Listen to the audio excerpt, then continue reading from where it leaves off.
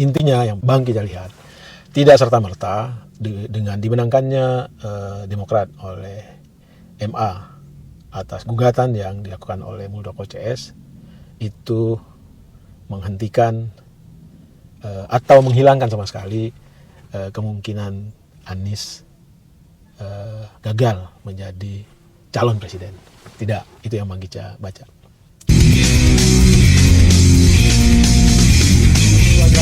Ketemu lagi kita di channel yang perlu imajinasi rumah gratis tidak bayar. Assalamualaikum warahmatullahi wabarakatuh.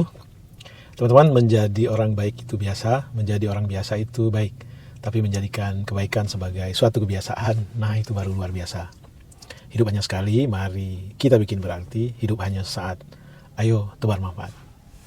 Teman-teman yang berbahagia, makin dekat pemilu, makin banyak peristiwa-peristiwa politik yang menarik untuk kita diskusikan.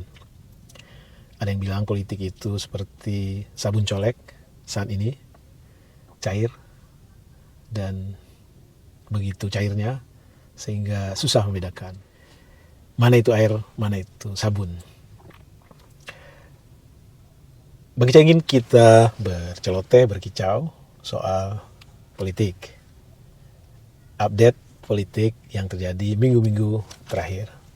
Pertama, kita tahu MA telah memutuskan bahwa gugatan Muldoko CS terhadap Partai Demokrat itu gugur.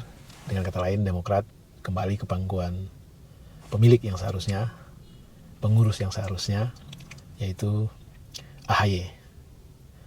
Dan kita tahu AHY atau Partai Demokrat bagian dari koalisi Perubahan dan Persatuan yang bersama PKS dan Nasdem mengusung Anies Baswedan. Lalu apakah dengan dimenangkannya perkara atau gugatan Muldoko CS di MA ini, maka koalisi Perubahan dan Persatuan aman, melenggang, bisa mencapreskan Anies? Ada beberapa pihak yang membacanya seperti itu. Artinya tidak ada lagi peluang untuk mengadakan pengempasan terhadap koalisi, sehingga apa yang disebut dengan presidensial threshold 20% tetap dipenuhi oleh ketiga partai ini, sehingga cukup untuk mengusung Anies Baswedan. Tapi yang Bang Gica lihat tidak segampang itu, karena berdasarkan pengamatan Bang Gica, pasca putusan MA yang memenangkan Demokrat AHY, itu klaim dari orang-orang di Demokrat untuk menjadi wapres semakin meningkat. Belakangan kita tahu ada katakanlah usulan untuk menyandingkan Anies dengan Yeni Wahid, putra dari Gus Dur. Lalu ada semacam protes atau semacam narasi sumbang dalam tanda petik yang dibangun oleh Jansen si Tundaon yang merupakan bagian dari pengurus DPP Partai Demokrat yang intinya menyatakan keberatan. Salah satu alasannya adalah Yeni selama ini dikenal sebagai bagian dari pemerintah yang ada saat ini, bagian dari pendukung Joko Widodo. Jadi kurang elok kalau Yeni menjadi bagian dari orang yang saat ini berada di koalisi perubahan, apalagi menjadi wakil presiden. Lalu ada juga kita lihat di kelompok sebelah, ada orang dari partai Nasdem yang mengeluarkan pernyataan bahwa tidak pas, tidak elok atau kurang cocok jika AHY yang akan menjadi wakilnya Anies. Intinya yang Bang kita lihat, tidak serta-merta dengan dimenangkannya Demokrat oleh MA atas gugatan yang dilakukan oleh Muldoko CS itu menghentikan atau menghilangkan sama sekali kemungkinan Anies gagal menjadi calon presiden. Tidak, itu yang Bang Gica baca. Lalu yang kedua, ada peristiwa bergabungnya Golkar dan Partai Amanat Nasional mendukung Prabowo.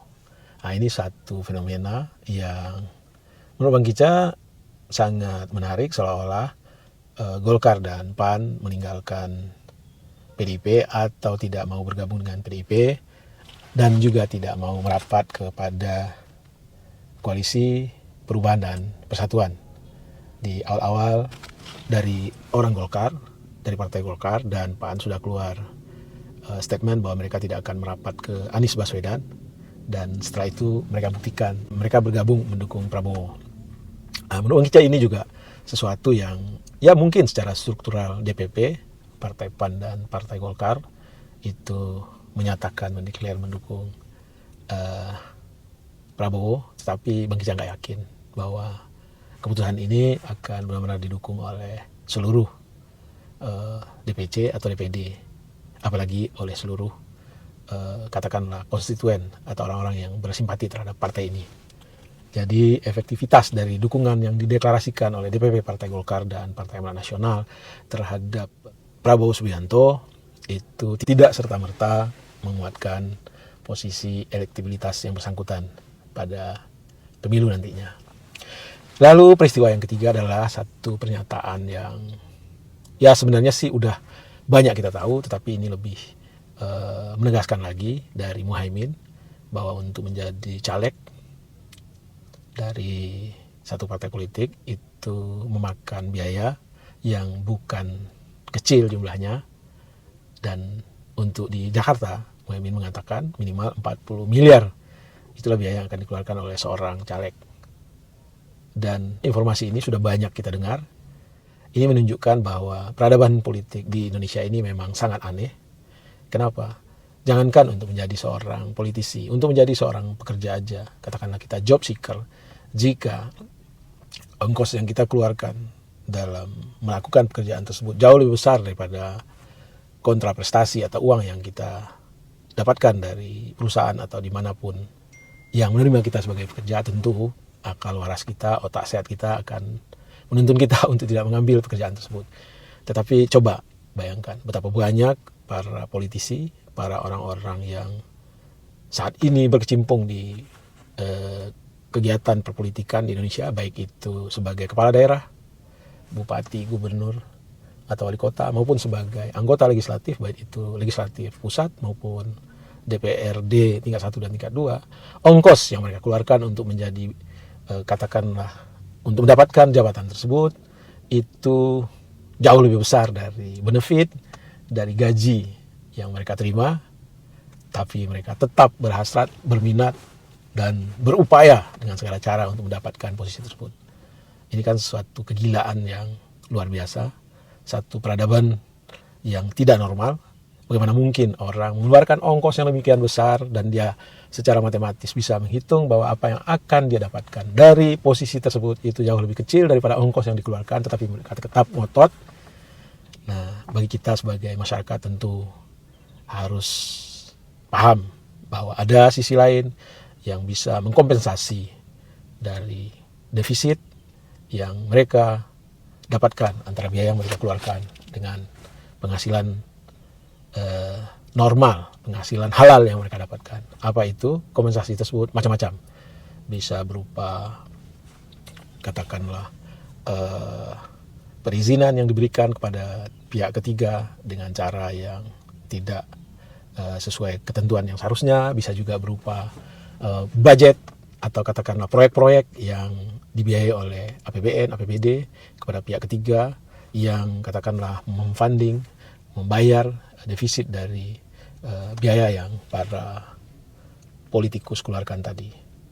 Jadi ini juga makin menegaskan atau meyakinkan Bang Kica bahwa Anies tidak akan lolos menjadi calon presiden karena memang tidak dikehendaki oleh sebagian besar dari para politikus yang dalam tanda petik nekat tersebut. Nekat dalam arti kata sadar bahwa uang yang mereka keluarkan itu jauh lebih besar daripada penghasilan yang bakal mereka terima, tapi mereka tetap ngotot. Kenapa? Karena memang ada candu, ada benefit, ada kompensasi di balik jabatan yang mereka terima. Dan sekali lagi, kenapa Anies tidak disukai? Karena Anies menunjukkan di Jakarta, Anies tidak akan berkompromi dengan hal-hal yang sifatnya tidak sesuai dengan keadilan dan kesetaraan, tidak sesuai dengan kepentingan umum, tidak sesuai dengan ilmu pengetahuan, tidak didukung oleh saintifik, dan terakhir tidak sesuai dengan undang-undang dan ketentuan yang berlaku. Dan itu sudah diperlihatkan Anies, dan Anies akan tetap menggunakan acuan tersebut dalam mengambil keputusan. Tentu saja jika acuan tersebut yang dikedepankan ketika Anies menjadi katakanlah orang nomor 1 di negeri ini, maka segala kepentingan yang sumbernya adalah kompensasi yang diberikan untuk biaya-biaya yang dikeluarkan oleh pihak ketiga untuk menutupi defisit yang dikeluarkan oleh para politikus ini sudah tidak lagi bisa berjalan seperti yang sudah-sudah.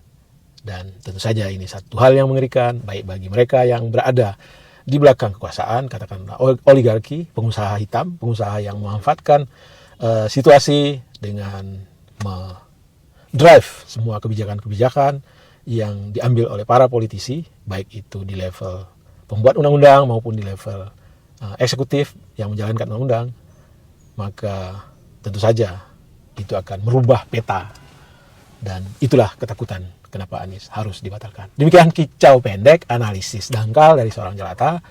Salam sehat dan bahagia. Wassalamualaikum warahmatullahi wabarakatuh.